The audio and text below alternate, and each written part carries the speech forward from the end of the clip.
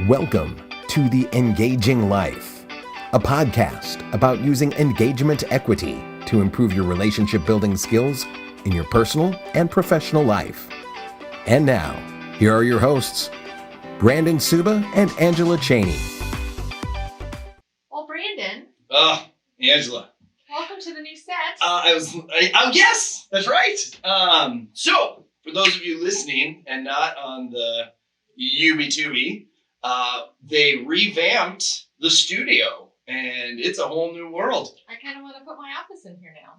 It's very relaxing. It is relaxing. I agree. I think we need some botanical oils. Oh, okay. I was going to say, we have Air. little botanical... Oh, they're fake. Well, I know. Oh, that matters? Just some. Just some. So anyways, go to the Pixel Fire YouTube page if you would like to see the new set, because we've taken it up a notch. We still have the engagement equity, right? Mm-hmm. Right? Is that the right? That's it. Good. Yeah. E-book right here in front of me, so I don't have to point behind myself. And gosh, it does. We look real professional today. We look fantastic. Real professional. I was told. We're out at the barn. We're out at the barn. Mm-hmm. To see the background here. I was listening to one of our other episodes, and it was the one where I messed up your name. That really made me laugh the second time, because we've known each other for a long time. Bob. Brian. Was it Brian? Was it one of our afternoon recording episodes? Yeah. Yep, that was one of those. This is one of our first morning ones. Yes, so we have had many reschedules due to many unforeseen circumstances. Mm-hmm. So we're recording on a Friday today. Normally we record on Wednesdays. Not that it really matters, as it comes out on the same day anyway. Yeah. But content's still good. And the content is still good. But and we got our Friday game faces on. And this can show you I wake up this way. I don't want. I think some people think it's fake, right? Like my excitement is fake. It is not. It's not. No, I wake up this way. I do go to sleep a lot quicker than I did when I was younger. I think it's 2 children and a life. Yeah. Wear you down. Yeah. Wear you down. It does. Speaking of wear you down, no, I'm just joking. That's not a good segue. So back to the show. Yeah, let's talk about the Engaging Life, shall we? Yeah. Hey, everybody. Welcome back. Welcome back. So we're still going through the customer value journey. Gotten a new name for it yet? We have not gotten a new name for it yet. We have been focused on other things, but we will at some point have a branded CVJ. Ooh. But we do not yet. So customer value journey. Basically, this is what you need to do to take your customers from prospect all the way to raving fans. And pretty much most people stop. Most businesses stop after they've sold them. Sold them something, whether it's a product or service, and move on to the next. And that's really like step 2 of the CVJ. And so they're missing all these other steps that will really take your business to the next level. Because when you stop at selling, basically you're starting from scratch every single time. Sure. And it's work all the time. It's kind of the difference between me being a writer and making money writing versus me managing writers who are making the money for me. Oh, okay. Yeah. I don't have to put the work in anymore. Right. Other people are doing it for me. All famous rap artists that make a lot of money are directing the rap artists now. Right. Yeah. So it's less sweat equity and more, really focusing on building something that is going to give you passive income. Okay. But you will continue, obviously, to go back to. So it's like a flywheel. Right. You'll continue to go back to the earlier steps because you will always be bringing on new clients and taking them through the journey. Mm-hmm. So just to recap there, we've already talked about step 1, which is awareness. So that's branding, making sure everybody knows who you are, what you do, what makes you different from your competition. So that's step 1. Step 2 is engage. So that's engaging with them, getting them to start liking your social media, commenting, maybe responding to newsletters, things that you're sending out. 3 is subscribe. That's when people are actually subscribing to your newsletter. So they're opting in. Yeah. Basically, 3 is opting in. So now we're to step 4. And of course, it goes without saying that I've also talked about relationships, as relationships really mirror the CVJ as well, and I can't talk exclusively about business because that's just not my nature. Right. And you love relationships. I All do. different kinds. The good and the I love bad. talking about them. Yes. I And always love analyzing. being in them, but I love talking about them and analyzing them and picking them apart. Yeah. Usually the other people in the relationship doesn't like it as much as I do. I only once they find out. That's what you're doing. It's like, are we talking about it again? But it's true joy of my life. Psychology major. That's right. Yes. That's right. Yep. So step 4 is conversion. So you've already got people to subscribe, and sometimes at this point they've already bought something. So at some of these earlier levels, maybe you've sold a cheap, inexpensive Yep. product or service, or you've at least gotten them to take a step to invest, whether it's money or time.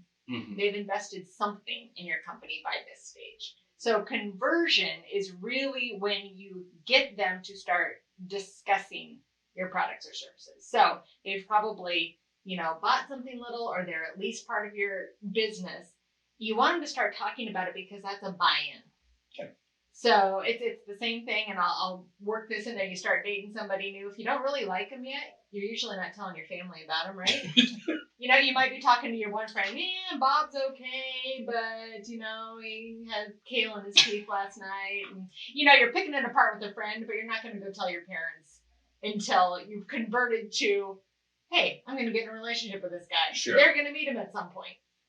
So when you're trying to get your prospects to convert, that's basically what you're doing. If they start telling, their employees about working with you, if they start telling their colleagues about working with you, you've really got them. Mm-hmm. Because they're buying in. They're like, okay, we're going to have a relationship with this provider of products or services. So like with Pixelfire, we're going to have a relationship with this marketing company. They're going to start, you're going to start seeing them around. You're going to start hearing their name. You're going to start seeing emails from them. You may be having, you're going to have to start sending pictures to them for our social media, Mm-hmm. or you're going to have to give a bio to them for the new website that we're doing. So once they start talking about it, that's basically when the conversion happens. And of course, conversion can also mean they're buying more. So they're talking about you, or they've bought the next level of products or services. So with Pixelfire, maybe they started out in the subscribe stage. Maybe they started to do a few social media posts with us. Okay. So they're like, okay, we'll start with the base version. We'll do 3 posts a week. Okay, that's kind of the base version of our social media. We call it not marketing, that's just awareness. Right. And then in the convert stage, maybe they like how that's going. People have started to talk about it in the office. They've started to tell people, and they're like, okay, let's take that to the next stage and let's do the actual social media marketing package, which costs more, Mm-hmm. more intensive, going to produce better results, but that can be the next stage in conversion as well. Okay. So how do you get your prospects or new clients to convert? Oh. Well, like you said, they've dipped their toe. Right. And here's what I was thinking when you were talking about telling your team, hey, you're going to be getting emails from people. I think sometimes, and same, just like your dating analogy, sometimes businesses jump in too quick too. Oh yeah. Because I know I've been in areas where like, hey, you're gonna be hearing from John. I'm like, okay, great. And then 2 weeks later, it's like John didn't work out. Yes. So I really think this is an important piece, because this is the make and break piece. And like you said, people have already put some money into this. Yeah. So I feel this is the step, and you even said this, people have stopped by now, but I think this is the step that to answer your question, it's really, really hard. It is. And it takes the experience and knowledge and commitment of both parties to be making this happen. And especially if, like you said, okay, we're going to work with John. Yep. John didn't work out. Businesses, prospects, customers, they've been burned. Yes. They've been burned. They've been made promises that didn't work out. They've told their employee, it's just like you tell your mom that I got a new boyfriend, and then next week he cheats on you, and mom's like, when are you bringing Bob to dinner? And you're like, never mind. No, it's I really liked Bob. It's like, oh, hey, Bob was a creep. Yeah. Sorry. Yeah. So it's that same thing. You've got people who are gun shy. So they're like, okay, we started to do this, but they really need something to prove that it's going to work out this way. Right. They need to feel confident about your business. They need to feel confident about partnering with you, especially if things have not worked out in the past. And you're going to get some of those. I mean, unless it's a brand new business who's never worked with whatever, like with us, they've never worked with a marketing company before, which that happens. Yeah. But I would say 70% of the businesses we work with have come from another marketing company that they were unhappy with. There was a local business here, and they used another marketing company, and they did this big campaign and everything. And then they started referring people over to Pixel Fire. And I was like, I mean, great, yeah, but why? And they go, oh, horrible experience. But we were so committed that they couldn't just not use the stuff that they paid all this stuff for. But that to me is that conversion where they had that bad experience. They had the step 3, maybe even only to step 2. Yeah. Like, here, let's go to them. Well, it's the same thing about, it's a lot easier to break up with somebody you've been dating for 2 weeks than to get a divorce. Yeah. So it's the same thing. Once you've invested time and money, I mean, not only is there the time and money you've invested, but it's the psychological thing of it. True. It's like, I have to admit I'm a failure. I have to admit I wasted all this time and money. What does that say about me? I mean, there's so many layers. It's very, very, very similar. And I see it more as I'm not good at breaking up with people. So I'd be like, man, now I got to tell you that you suck. Sorry. But you suck. It's a lot easier to do if you've It been is. dating a few months than if you've been married See? for 10 years and have 2 kids. I think I'm going to start telling Isabel that as she's dipping her toe in dating, be like, hey, it's easier to break up after 2 weeks than, even a year. Just saying. Yeah. Cut this guy. But it can be hard too. I mean, on the flip side, because you might start seeing the red flags, but then you second guess yourself in both situations. You know, whether it's a new relationship, whether it's working with a new business.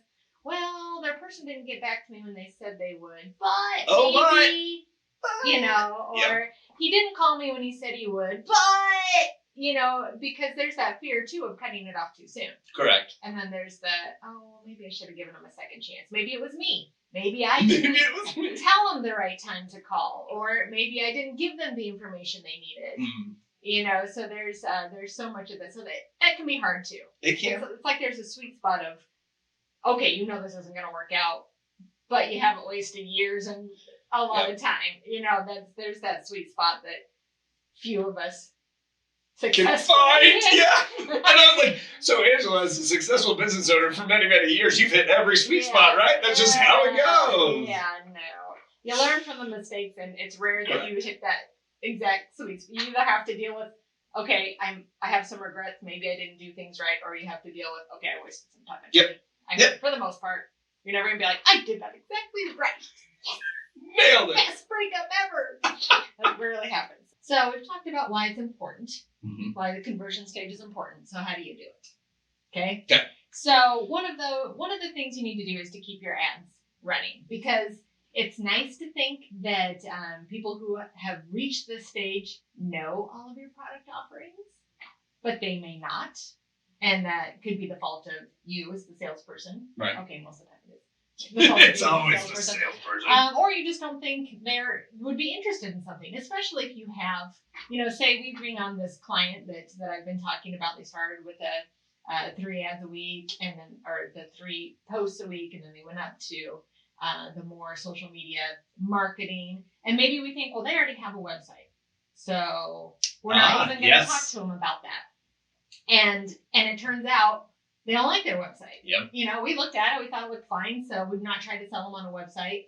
And they might not even know we have website services because we're working with them on the marketing side. Well, if we have ads running, that are touting the different services, and they see that, they'll be like, oh, this company that we work with also does websites, and we've been unhappy with our website for a while. Mm-hmm. So there's that. And it's also the solidification of the brand. So, they've started to work with you, and now they're seeing your ads, and your ads look good, and other people are responding to the ads.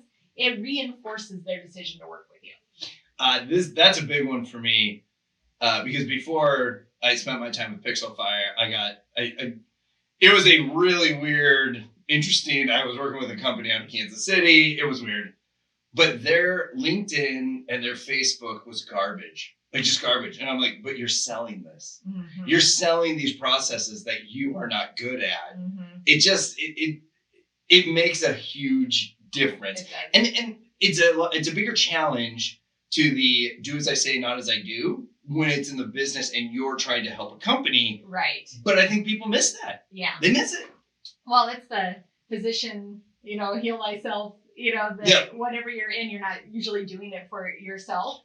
Every car guy has a broken car. Right. The HVAC guy has a old crappy AC that's barely running. They keep it. Yeah, it's true. And unfortunately, in our business, it's very visible. Yes. We are doing our own marketing well or not. So it's ultra important in our business because the last thing we want is for somebody to be like, why would I want to run ads with them? They have crappy ads or no ads. Yes, no ads. Yep. Or, we put a lot of work and time and effort into our new website because that's our flagship.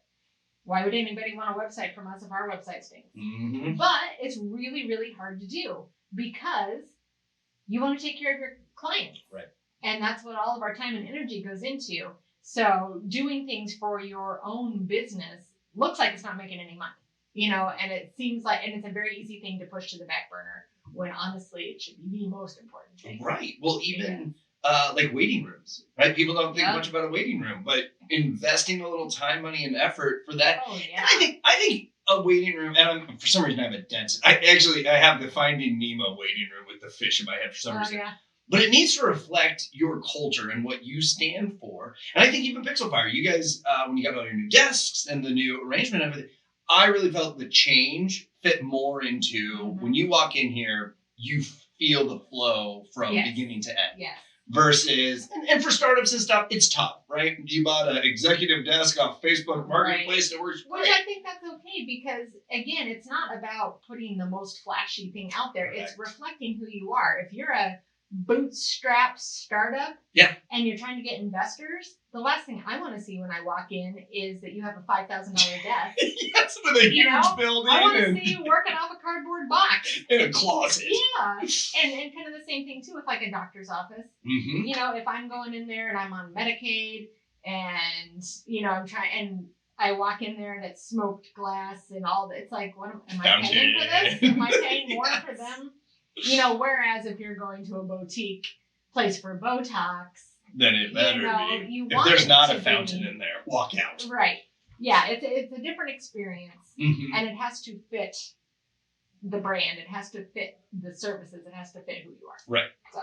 So ads. Email is another good one because this, again, they've already subscribed. So they've already subscribed to your newsletter or to your updates or whatever it is. But sending out something very regularly, number one, you can talk about the other products and services you have.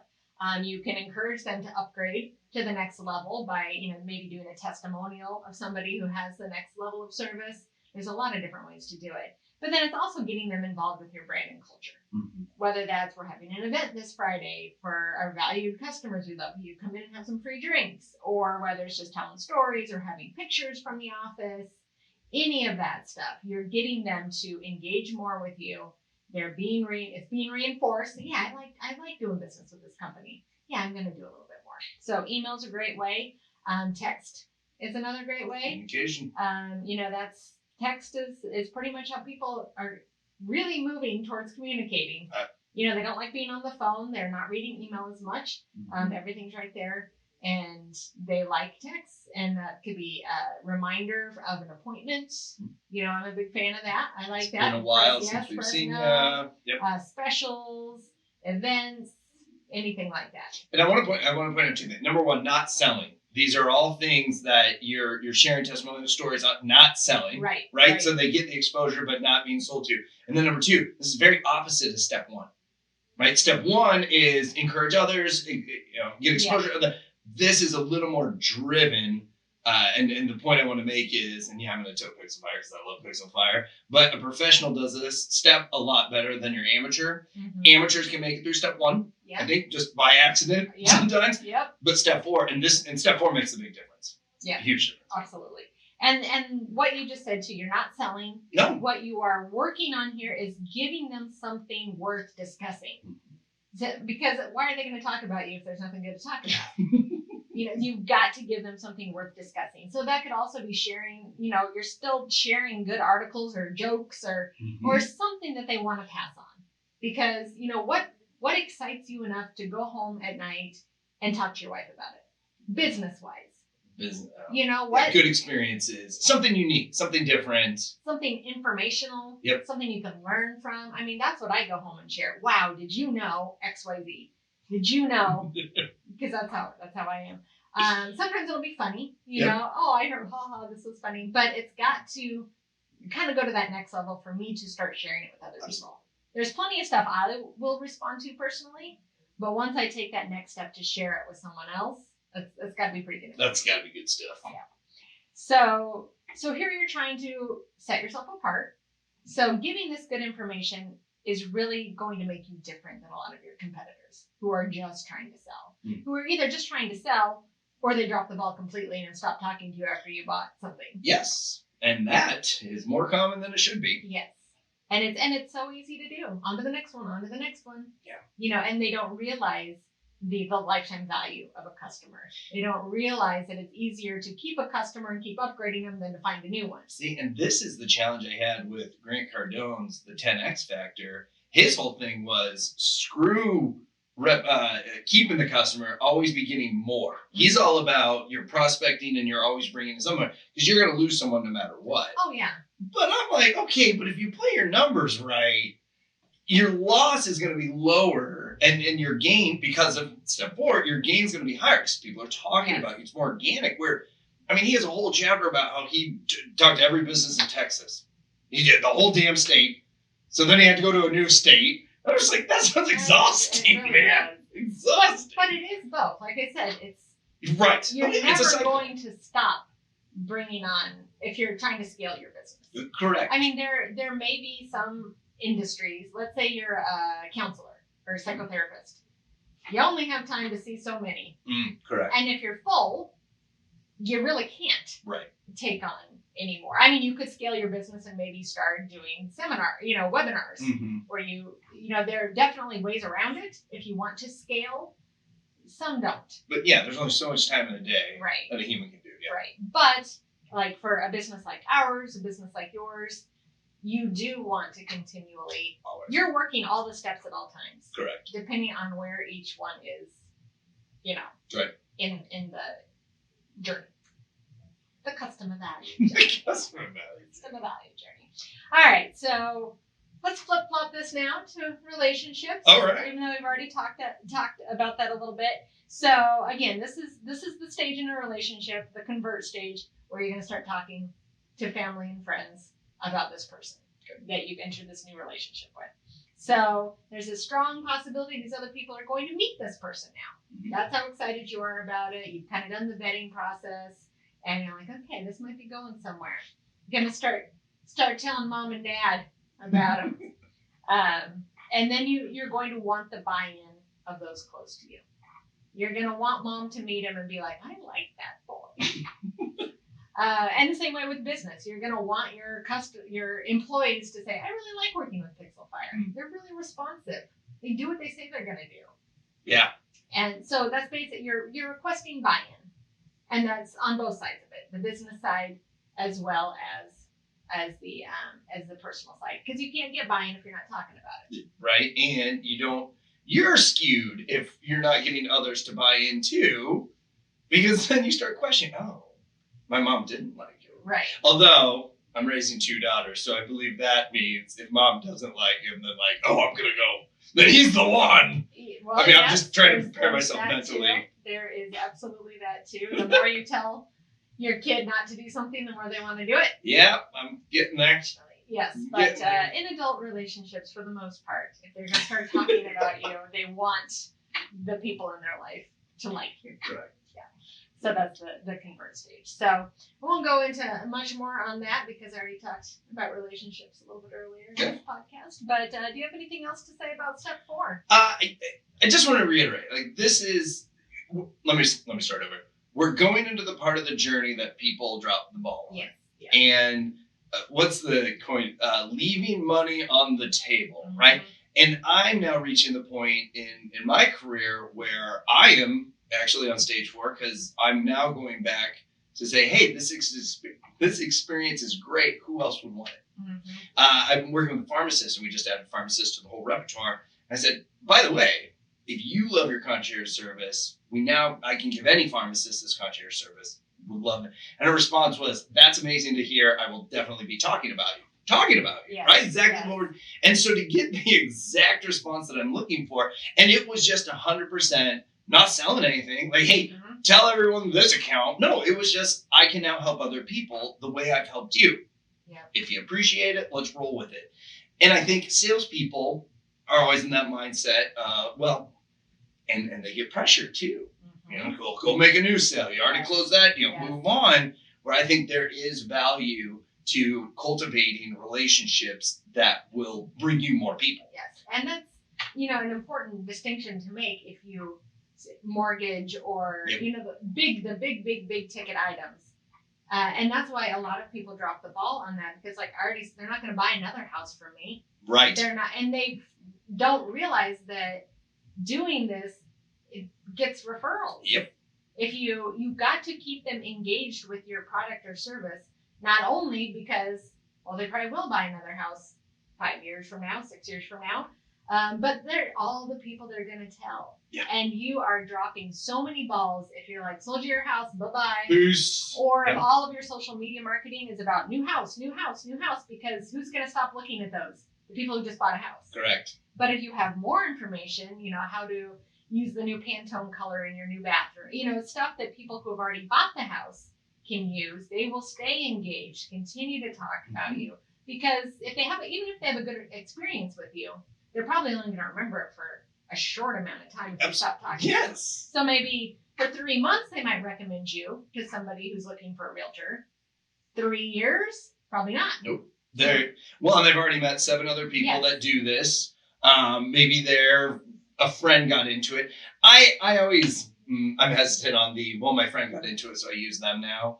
Just because your friend's been doing it for 6 months does not mean that the person that's been doing it for 5 years is less valuable. Like they still have more experience. And that's getting into any industry. I think of financial planning, that has to be so hard to get started because everybody knows somebody. Oh, absolutely. And it's a lot of when you're ready. It takes a lot. You're basically waiting for the other person to drop the ball. Pretty much. It's pretty much or die. Yeah. Some kids there is once they die, or be mine.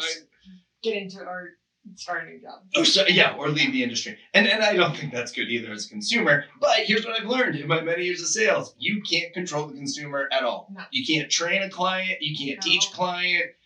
It amazes me, and I know you deal with this. You can lay everything out perfectly. And they, I get it. I'm on board. And then 2 weeks later, they're like, you never mentioned this. Mm-hmm. You're like, no, you signed a piece of paper that said, I mentioned this. Right. Or they say, my nephew decided he's going to do our website. I can't imagine the websites.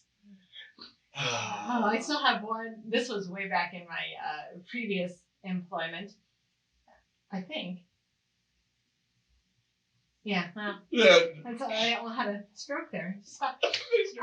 It was a landscaping company, and they needed a new logo for their ad. So it wasn't my last. It was a print ad, and we're like, well, we can do a new logo for you. So we put all this work into this new logo for this landscaping company, and then he's like, no. After we done all that, he's like, no, I did it on my own, and I'm gonna go with this one, and he sent it to us, and it looked like 2 hairy meatballs. They were supposed to be bushes, I think. It was like 2 hairy meatballs. Oh my God. But he did it himself. So what do you say? This is the worst logo I've ever seen in my life. That really gets the customers rolling in when you bash their own stuff. And it was hard because we had to put it in an ad. Nobody's going to respond to this ad unless it was with laughter. Yeah. And so the ad didn't work. Of course. But that's your fault now. But you couldn't say your hairy meatball logo. Oh my gosh. Anyway, so there are some cases where you just kind of have to bite your lip and be like, it is what it is. No, again, you can't control your clients and you can't teach them everything. But that's why they hire you and you're the expert. And I think how you guys navigated that, or not just saying, well, this is garbage. If anything, you gain credibility Right. Even if they point fingers, because they do, but it's like, Well, okay, if anybody tried it. saw it and was like, "Oh, your ad didn't work," I wonder why. Yep. You know, somebody else had to see it. Correct. Just like sometimes someone else has to tell you your spouse, or not your spouse, but your relationship isn't that great. Right. Because they're the outside looking in. And, Yeah. but again, as we're going down this journey, I think we are now to the dark part of the woods that people try to avoid. And honestly, like I said, step one can be done by an amateur by mistake. This takes time, effort, and actual collaboration with your plan. So I think this is one of the most important as we're going through. It is, and it is hard. It is right in that gray area. But if you can get through this and get to step 5. Oh, just wait for step 5. Excite. Hot diggity dog. Even the name of that step shows you that it's going to get more fun. Excite. So once you start getting into that stage, that's when people are talking you up and they're excited to work with you. And that's when you get energized, come in and meet the client who's all pumped to work with you. It's a fun step. So make sure that you tune in either audio or a visual. Check out the YouTube. You should, because check out the YouTube channel. And then we're going to start switching this up. Are you serious? Yeah. Oh, see, and for those listening. It's not an actual barn door. I knew that, to be clear. Tried to open the door. No, this was all a surprise to me today, and it was really cool. Yeah. In our new recording studio. Definitely check it out, and even if you can't, please listen to keep we'll have some great information to share about step 5, Excite, on the next episode. Well, it won't be. On the next episode. On a future episode. There we go. Let's go with that. Excite. Oh. All right. Well, thank you, and we will talk to you next time.